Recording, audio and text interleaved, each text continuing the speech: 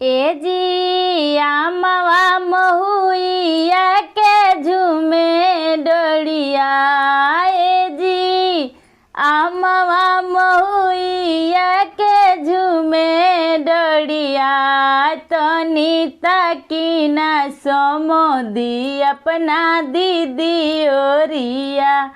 तनी ताकी ना समधी अपना दीदी ओरिया।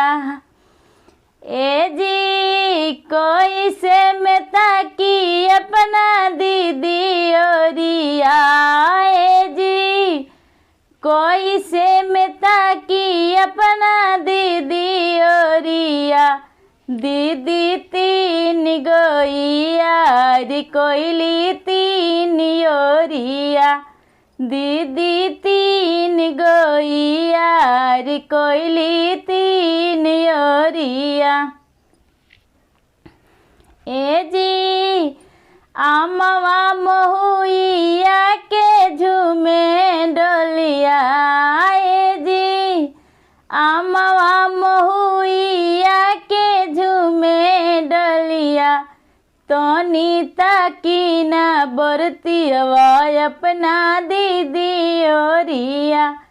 तनी ताकी ना अगुआ अपना दीदी ओरिया। ए जी कोई से में ताकी अपना दीदी ओरिया।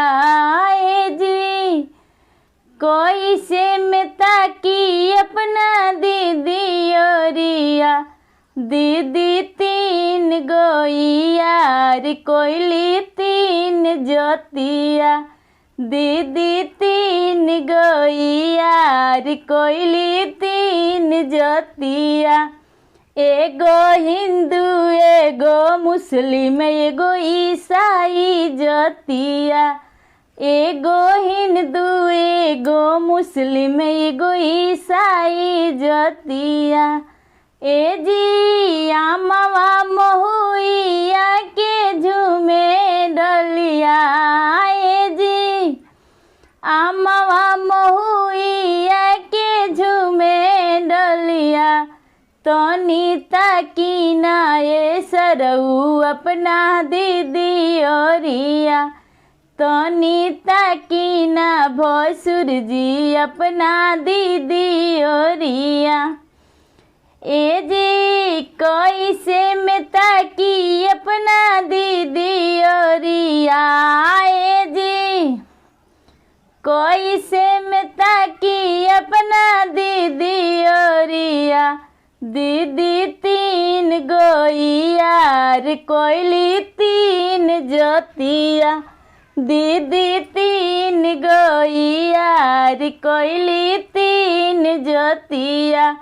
एगो हिंदू एगो मुस्लिम एगो ईसाई जोतिया। एगो हिंदू एगो मुस्लिम एगो ईसाई जोतिया। तो कमेंट करके ज़रूर बताइएगा दोस्त कि गाना कैसा लगा। और आप लोग सब्सक्राइब बहुत कम करते हैं और वॉच ज़्यादा करते हैं। तो दोस्त आप लोग से रिक्वेस्ट है कि अभी भी सब्सक्राइब नहीं किए हुए हैं तो आप सब्सक्राइब कर लीजिए और गाना के आनंद लेते रहिए।